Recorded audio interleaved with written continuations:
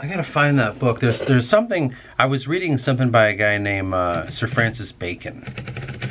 And it's very interesting. It's a very obvious statement about what mythology is. He's kind of describing what he sees inside of it and how he feels about it. But he's his musings leads to me, something too simple.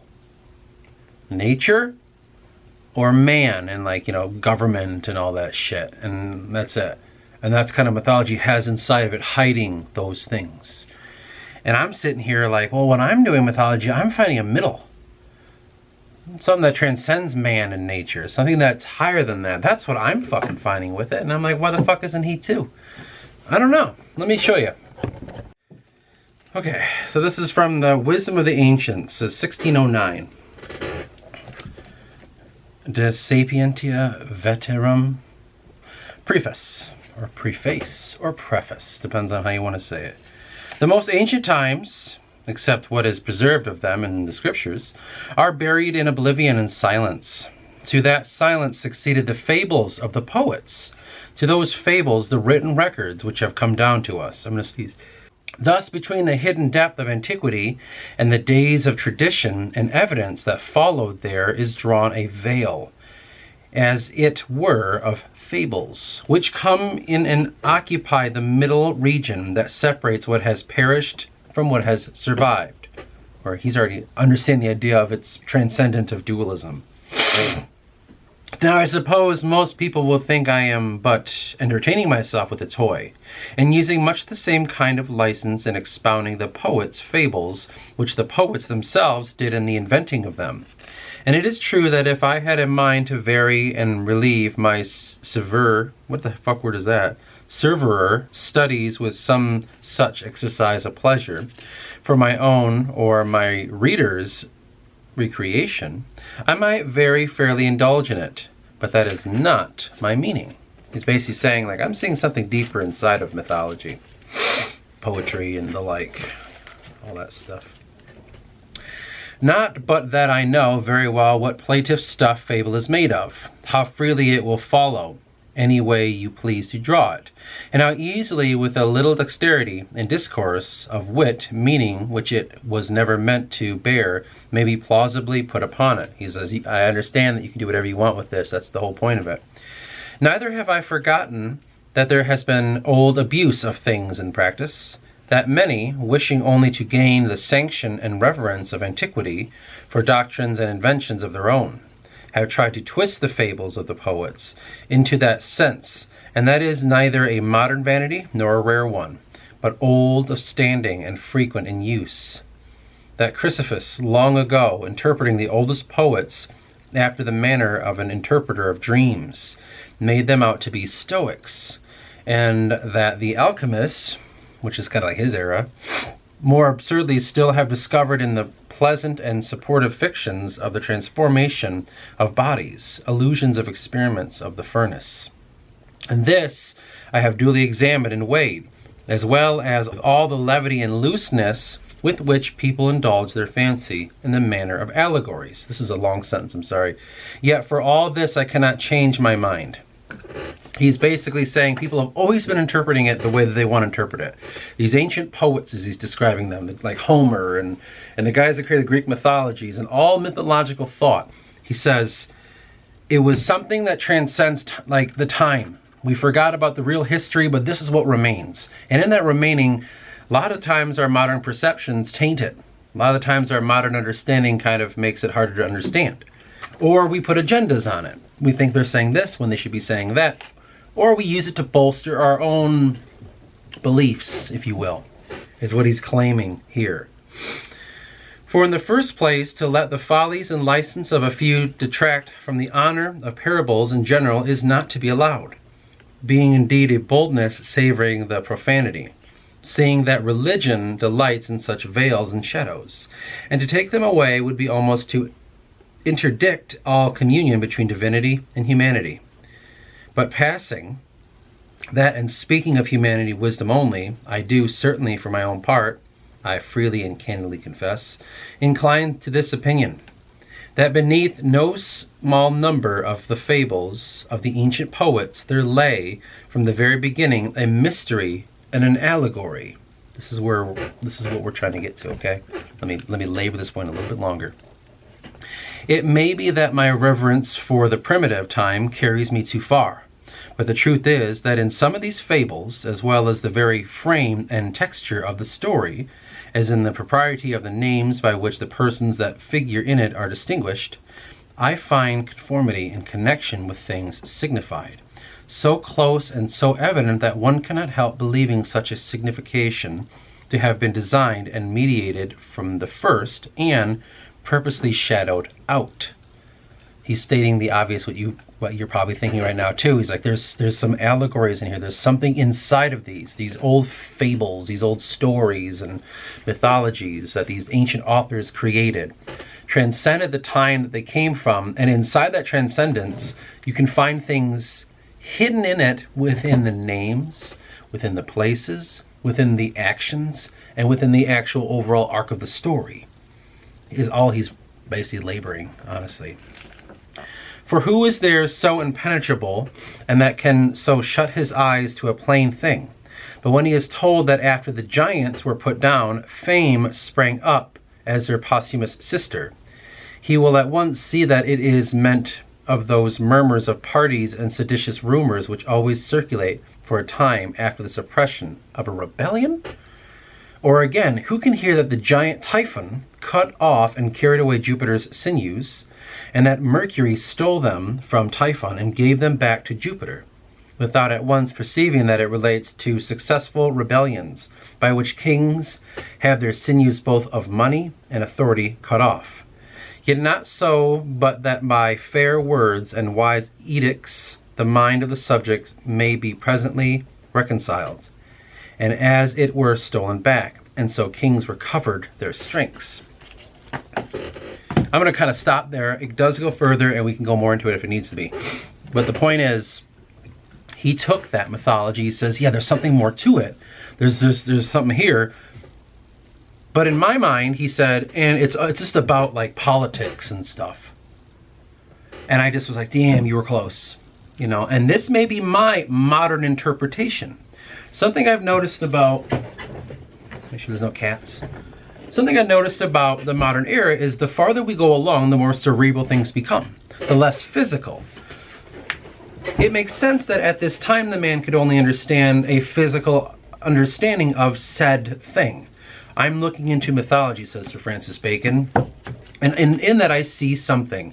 And it may be because I love antiquity, but as I read the Greek tragedies, as I read their mythologies, as I read their stories, in this case, I'm seeing something to do with sedition, usurping kings, transfer of power, this changing into that. He uses the word rebellion, right? Well, you got to think when this was written was the 1600s, and we kind of know what's coming from that point in England, right? That was a prevalent idea. So in my mind, I thought, man, I just feel like he was getting there, but he made it small. As if these ancient stories would only talk of something of that way. Though, I will admit that could be my modern perception of it. My modern understanding. Things are a hell of a lot more cerebral now. We pay attention to smaller things. Seemingly, and I know it hasn't, but seemingly, empathy has sprouted from the ground. A deep, profound empathy that allows transcendence of thought to allow you to connect with another merely by a glance, in a deep sense.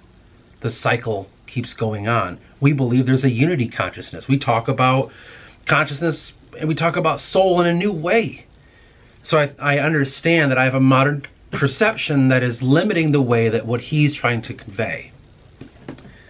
Now, in saying that, what I'm trying to get at with my mythology is very much what he's saying. There's something in the old stories. Let's look here at the Edda. As I'm reading this, I'm trying to uncover the depth of it.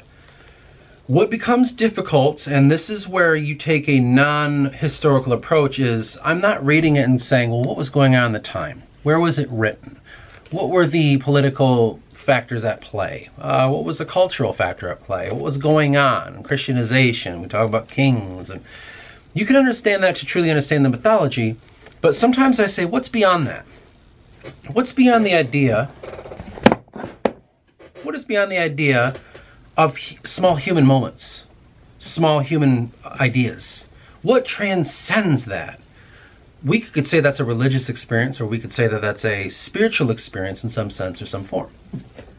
Now, for me, the whole idea is transcendent of, because he'll go on later to say, there are two seeming factors when it comes to these mythologies. One, nature, the other, this political kind of thing. I forgot the wording he used, but he's basically using it as a sense of like replacing kings with rebellions and government shit or whatever.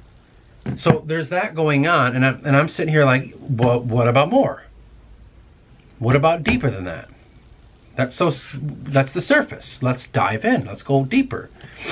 Doesn't seeming to, I don't know. I haven't finished it. I just wanted to muse this idea out of what I'm thinking. And it has a lot to do with, as I'm discovering through mythology, the middle way, which is, in my sense, your own path. He divided it as such, nature and man. And I'm just saying, go down the road. Stop veering off to both sides. It's not one or the other. That's such a human thing, duality. Like, it's transcendent of duality. Like, what's above duality, right? It's a basic play on good and evil, right? Because that's our human beliefs. There's a good and there's a bad. And you're on one side or the other. Are you a leftist or are you on the right? Are you a communist or are you a democrat? Are you for gays or against gays? Or, you know what I'm saying? Like, it's always that. It's just some fucking shit that people goddamn do. And most of the world, and this is why it leans nature, but it doesn't. Nature doesn't have that fucking kind of thing. It discriminates totally. Only the strongest work. If your acorn lands in a spot that doesn't work, that tree doesn't fucking live. It's all about the right place, the right time. So it comes across as chaotic. So we say, well, nature's chaos. There's an order to it, but it's ununderstandable. It's chaotic. Man, though, rigid, logic, stoicism, governments, we build walls and we create societies and shit. And we see that as a separate entity of it. Not the same fucking mirror. And the idea of the mythologies are teaching me the middle way is to see how they're connected. We create in our minds, we discover the idea of logic and theories and all this fucking bullshit. And we think it's separating us from the world. And because of that separating from the world, we see it as something separate from ourselves. In fact, our religion, which you could say Abrahamic, is broken away, and it's a religion of man. For crying out loud. It's all it is. I know you can find connections where it's like, yeah, I don't give a fuck what people think. Well, he was made from the earth, right, Adam? And it's whatever at this point. But the true idea for me is, what's in the middle of that? Man's just as motherfucking chaotic as he isn't. The plant that knows where to grow, how to find the sun, is no less non-chaotic than mankind not getting hit from a fucking vehicle that we've created. We've understood how to navigate our little worlds, but that doesn't mean it's non-chaotic. The inner components of the vehicle are very precise and very, like, it's insane. If you break apart an engine and look at it, one little small fucking hair off and something could be thrown and just doesn't work anymore. Or whatever it may be, like where the pistons are. It's got to be precise tightness or else it won't work, and crazy shit can happen. That's very non-chaotic, isn't it? But look what is chaotic. The person moving that motherfucker down the road who can't stay in his lane, who can't go one speed, who can't brake properly, who can't use their turn signal properly. Like, that's the chaos part. And we're just like that. We can do all this stuff with logic and with reason and with scientific preciseness, but it doesn't mean a goddamn thing when your hand's tremoring. Do you know what I'm saying? It's like, you can't control these things because they're cerebral. We're learning more of the mind. And as I've explored the middle way in the mind, the more I'm discovering that we're more close to nature than we ever were. We're just fighting it. We go outside and we fight all the bugs on us. Well, I don't want bugs in my yard. I'm going to have them spray chemicals on my grass to kill all the bugs. Isn't that destroying the fucking ecosystem of the... I don't give a fuck. I like green grass. It looks beautiful. Or we sit and we fucking taint our water because we need electricity, we need power, we need vehicles, we need factories that pump out these stupid plastic fucking things that we want. And we see that as this reason. And it's destroying everything around us, the fucking thing we're living on. That's no different than a person consuming too much alcohol all the time to make the feelings go away or to get high all the time. Like, why are you getting high all the time? Why can't you just be okay? What's got to be a fucking thing? You're just ruining something, telling yourself you're not. That's what the middle way teaches, at least me. It's just, you have to look at things not as a man, nor look at them as the earth. An environmentalist, I should say, you know, or someone that is more prone to loving animals in the world than they are humans. Stop looking at it that way. Stop looking at it the logical, scientific way of advancement of technology and all that dumb shit. Break those off and find the true middle way of seeing the whole motherfucking thing. I call it zooming out. Where you are right now in your life, zoom out. Look at it not objectively or objectively, whichever one works for you better. Look at it in a way you've never seen it before. Analyze what the fuck you're doing, where you're sitting, how you're sitting, what you're wearing, why you're wearing it, what job you have, what family you have, what, I don't know, what things you enjoy to do inside said place you are right now. Look at it as if you're an alien studying a species. Don't look at it the way you look at it. Look at it the way something else would. In that, you start to come out of it and realize different truths. A lot of the times, none of it really matters. Sometimes you realize you're doing nothing at all, and it doesn't mean shit, and it never will. Sometimes you're fighting something that you shouldn't be. Sometimes you're fighting yourself. Whatever it may be, you're learning things. And I'm trying to say transcendence of duality is the crucial key in understanding yourself in the place you are. And it helps you begin to see yourself in a new light to allow that tool to teach you whatever you're trying to learn. And only you can say that. I don't know what that could be. We're all learning something different, right? If that wasn't the case, why do we all have our own perceptions? Why do we all have our own minds and our own thoughts and shit? Environment? Yeah, sure. But why that? You know what I mean? Like, it's not an easy answer. If you have an answer, follow it up with another question. You do that enough, and then you come to an I don't know why. And that's where your work begins. At least for myself. That's why we're here. That's the whole point of what I'm doing, is trying to understand what the fuck it is that I'm doing and why I'm doing it.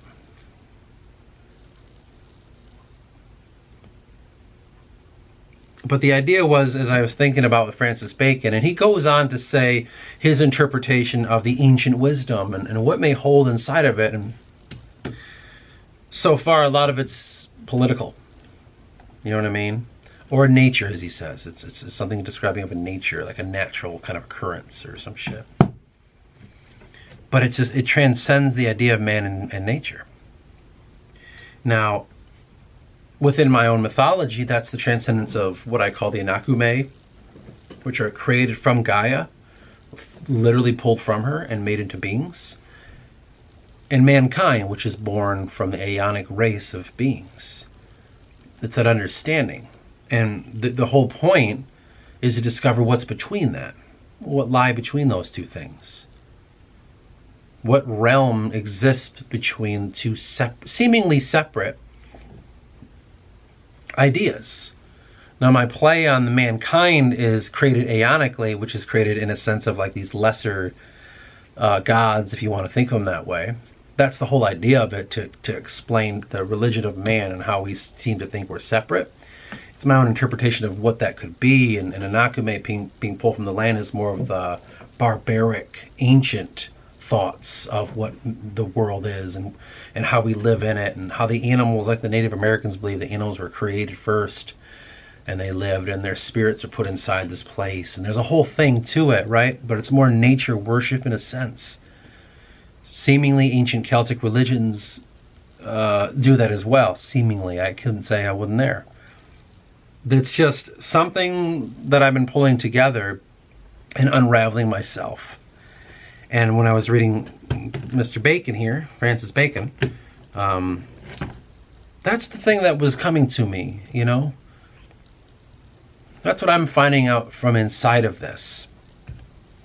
But it's really hard to say, you know? It's truly difficult to say what comes from all this and what is life and what isn't life. And is it, like, for instance, am I looking too deep into it? A lot of people will say yes, and okay. Some people won't think that. Some people don't care, right? It's so subjective. It doesn't, you know what I mean? Like, as human beings, we're capable of finding anything, anywhere. And that's what Mr. Bacon here, Francis Bacon, that's what he was kind of alluding to, is like, you can create your own idea of everything just from the mythology. It's so fucking vague.